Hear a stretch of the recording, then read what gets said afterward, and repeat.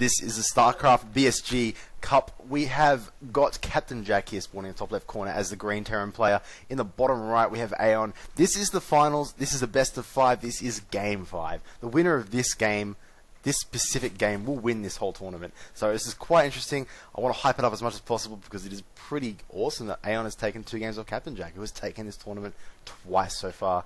Aeon is spawning in the bottom right hand corner as Zerg. This is Jungle Basin. This is just a real interesting map. I don't know, can I still say new? It's kind of a new map still. It's a lot Blistering Sands in a bit. There's a bit of a protected base for you.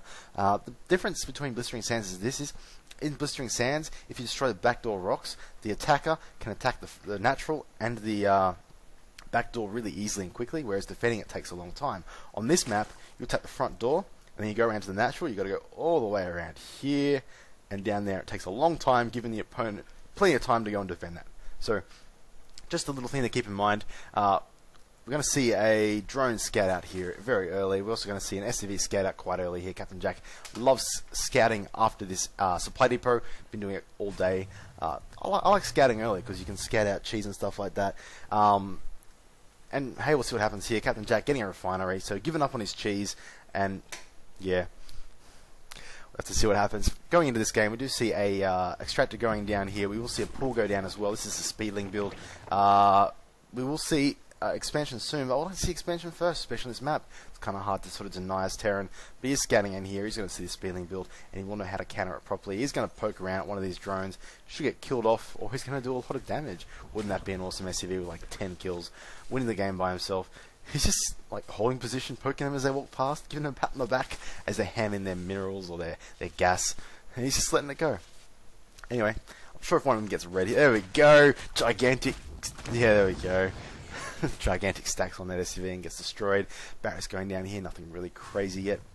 His drone here is going to get chased out or killed. That would be quite interesting. Using a second one, oh no, just using that to build. He's scouting through here, he's going to grab that gas. That is awesome. In fact, this gas was quite early. Might need that gas, maybe. But obviously, been stolen now, so bad luck. Marine coming out now. We have actually seen, I think it was the first game, or maybe the second game, Aeon did actually hold this gas for like the whole game. He just kept rebuilding it. Awesome work by him. Speed getting research nice and quickly. Overlord in a great position, overlooking these rocks, and you know what, just checking the natural as well. Good spot to put these overlords is behind here, so you can see when your opponent takes his natural base, and when he starts getting that, just pump drones for like a minute or two because you can get away with it. He has actually finished his extractor. That's fine. The opponent has to kill that all off before he can build his gas on it, obviously. No expansion yet. Quite strange. He's on 20 supply. Here it is now. Doesn't quite have the minerals. He's going to be sitting down here for, unless he he already has built it, so it's actually quite late sending it. My bad. Still, could have sent that a bit earlier and gotten that started building, because it does take a while to build. We see a factory going up here. Hopefully we do see a reactor, or is he just going to pump out Helions? We'll wait and see. He does have, this is actually starting to look more like the old-fashioned build that I've seen quite a bit of, which is Helion Harass, forcing Roaches into Banshee play. Obviously getting that first gas early, wanting that second gas, not getting it. Obviously denied, that's not his fault. It's not something you really take into account with builds. Building back here an armory in a hidden position. This is going to be that Thor build he did in game 1, I want to say. Could have been game 2, but still, could be quite interesting to see that. In the first game, it was quite close. He had enough units up, he had the Banelings to take out the Marines, but he didn't connect the Banelings to the Marines or the SCVs. They hit a Thor, did not win the push. Tech Lab going down now. Obviously, his opponent isn't scouting. This Overlord here could actually sacrifice over the top. That's what a lot of players do at the 5 to 6 minute mark, which is right now. Sacrifice over the top, scout out this armory, and bang. You see exactly what your opponent's doing, and you can build enough units to perfectly counter it. Expansion going down as well, almost completed. Roaches going up, perfect. Okay, instead of Banelings, he has gone Roaches. Roaches target firing Thors, do quite well. Although I honestly think he still needs Banelings to take out SCVs. Otherwise you've got to specifically target the SCVs, and that's really hard to do with big, gigantic Thors covering them. We do see the first Thor come out. In the last game, he did wait for 2. I'd like to see it push with 1 Thor. It is stronger, it happens a lot earlier, but we'll have to wait and see if he does that. Or, drops the thing, he might be trying to do that. Or might just be trying to move out with this 1 Marine to sort of scout out. Make sure there's no Zergling at the bottom of this ramp, to scout when he's leaving his base. That's what I like to do. This Marine here has chased off this Overlord. He's also going to scout forwards a bit. This Zergling is holding this tower, and this, obviously, 3 holding this tower, so they will see basically anything that happens. But hey, obviously you want to sort of if you're going to go for this sort of quick Thor, this kind of pushes, you want to hide it from your opponent as long as possible. And sending out Marines to clear out those towers early means he's going to see it when it hits his base. Second Thor coming out, I expect he'll push with this. Does not have stim. He probably will send a few SCVs as well. Walking into the base, he sees roaches, he sees spine crawlers. Perfect defense. This is what you need. It needs some lings though. It does need lings to counter. Just, lings are so good. And he's going to move into him. Look at this income tab real quickly. Oh, I thought it would be a bit different, to be honest with you. Zergling on 21. Obviously not building as many as he could be. Very roach heavy though, to be honest with you. Quite heavy on supply. We do see a barracks, and he is going to build a third. Wow, okay. If he's going to build many more, he might as well expand. Oh, here we go now. Is he going to wait for the third, or is he just going to go with two? Looks like he's going to go with just this now. So this is the same push as last time. Although this time there are roaches to counter it. Honestly, I think he does need banelings. Roaches aren't going to... He's going to have to focus fire and hope he doesn't lose too many too quickly. Because the SCVs will repair the Thors quite quickly. Lings popping out too. Lings will take a lot of the shots to keep the roaches alive longer.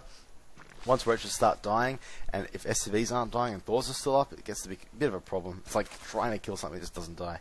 2 spine crawlers also will help, but there's a lot of units here. But he is sacrificing his econ, even if he doesn't win this push. If this push gets... Oh, really? Drones as well? Come on, man. It's not that big of a push. It's not an all-in. I don't think you need to pull the drones, personally. Probably send them back. Sending a few back. The gas. Here comes the push now. Engaging on the choke point. That is awesome for the Terran player. Can he see up the cliff? Oh, wow. He's really losing that front door real quickly. This push could be denied. This could be quite big if CaptainJack doesn't pull back at least. He's got a lot repairing that one Thor though. Just sitting there killing stuff though, really. I mean, SCVs are hard to kill. Although he's slowly doing damage. He has that many roaches that he's just killing stuff. Another Thor comes in now. These SCVs are going to have to pull back. Oh, he's going to die. Are they going to pull back? No, he doesn't. He loses it. And this Thor will get picked off. He might as well do some damage with this. But there are a lot of roaches up. He needs to get Marauders out to deal with this. He does not have any at all. This Thor just can chase away by this one Ling. The roach push is coming to counter as well. Did he lose much from that income-wise? 14 to 16. So the SCVs he sent were basically negated by the ones he killed. Hopefully this Thor gets back alive for his sake, otherwise he will be so far behind. Here comes another Thor with more SCVs. In fact, is he going to repair this one time? He does! Barely! And he does counter that perfectly. Is he going to all-in with this, or is he going to return the SCVs home? Looks like he's going to all-in. So, quite interesting. Production menu-wise, there are more roaches and stuff building. If he gets to that point again where roaches can just one-shot those Thors, this is going to be game, because, yeah, that's nothing there, no expansion. Whereas over here, you got a few over here, and you got, a few over here. Not many, obviously, he sent them forward. I don't think he needed to do that, but still, hey, he's one holding his push. That is a lot of roaches, though. Here comes the Thor push now. This is going to be a lot harder to hold, especially with a lot more SCVs. That's almost, what's that, 8, 12, 13 SCVs. See at the bottom of the ramp here. SCVs moving forward. SCVs need to come back. You don't want to be attacking the SCVs. They will lose it. SCVs down to 7. That's not good. You need to be just sitting there idle with SCVs, otherwise they will get attacked. And they are repairing very, very quickly. This choke point favours the Terran player very, very much. Roaches can't get forward. He needs to move all of them down the ramp. Just tiling the... There we go, like that. And then focus fire those Thors down. Look at that Thor just drop. Wow. Completely dropped right there. But he's only got a few roaches left, and this one is still on full health. This is going to be close. He's focused firing it. He's only got one SCV left repairing it. He will lose that Thor, and that's pretty much going to be game. He's not going to have any income left from that, and that should be GG from CaptainJack. CaptainJack looking like he might go down in this final. There's still an SCV here, which you can't kill. Income-wise, just checking that real quickly. So, wow, it's not actually GG. It's 6 Harvesters versus 5. Cool. So, awesome. If he GG's now, quite interested. He does have a mule up. He did kill basically all of the drones. He doesn't have an expansion, but really, expansion doesn't help you at this point when you only have 5 harvesters. Oh my goodness. This is why I don't usually pull drones forward, because they die first. And let's say you can hold the push easily. I guess I wouldn't say that was easy. With better micro, if he moves them all down the ramp and target 5 of the Thors, that would have worked a lot better. He didn't though. But, I mean, moving the drones forward, now it's even. And really, defeating that push with that many SCVs in there, you want to have an advantage. Still pushing forward these roaches. He has enough Marines really to deal with it. Marines obviously can outrange roaches, and roaches by 1 only. But roaches, it could be interesting micro. Let's just put it that way. There's one more Thor being built though. Obviously, mules are going to carry this in counter forwards. It's going to give CaptainJack an advantage, a huge advantage. Just check the income tab there; it's double. Like really. Roach is coming forward. This Thor will come out at the right time. Marine at the front. This one here is that right there. That's perfect range there. And the Thor does come out, and it does deny that push there. But here, both players trying to drone up again quickly. I don't know if a push would be smart right now by CaptainJack or by Aeon, but hey, we'll see what these players do. It's going to turn into a bit more of a macro game now. By the way, just for reference, it is 15 minutes into the game, and they have 10 harvesters each. Just cool fact there. But this is just a crazy game. These players are both, dare I say, equally skilled. I'm just putting that out there. Both players, very good players. They could both go quite well. I reckon they could both get to Diamond if they just practiced and played enough. They both have the ability, both have the strategy and the builds. We'll have to wait and see how this goes. More Thors coming out. That's 2 more Thors. Is he going to all in again? He's got some SCVs. Not as many this time. Actually, yeah, a few more. Here it comes again. This one actually could be the thread that breaks the camel's back, or whatever that is, straw, whatever. I don't know what the saying is, but that is not enough units to hold this off. In fact, even if he all's in all the drones, there's still not any units. He has not got a queen anywhere yet. He's trying to build units. He sees this right now. He has this tower still, and he will see this, and as soon as he sees double Thors again, he's going to be like, how does he keep doing this? The answer is mules, really. This Ling here is petrified, double Thor. This is going to be quite interesting. How many roaches is that? That is only 9 roaches. I don't think that's going to be enough. Even if you focus fires them down, I think there's enough SCVs there to make a difference. Kills off that Overlord, but really doesn't make a difference. Another player has enough units to really get supply cap at this point. He's going to walk up here. Drones have come forward. Marines coming forward. He's going to lose his Marines for no reason at all. That is a huge error. Did not want to use. In fact, put the Thors in first. Here it comes now. Here we go. Here. Pushing forward. In fact, this is a really bad position for the Terran player. Oh, this is horrible. He's going to lose possibly this entire push. Roach is focus firing, trying to kill him.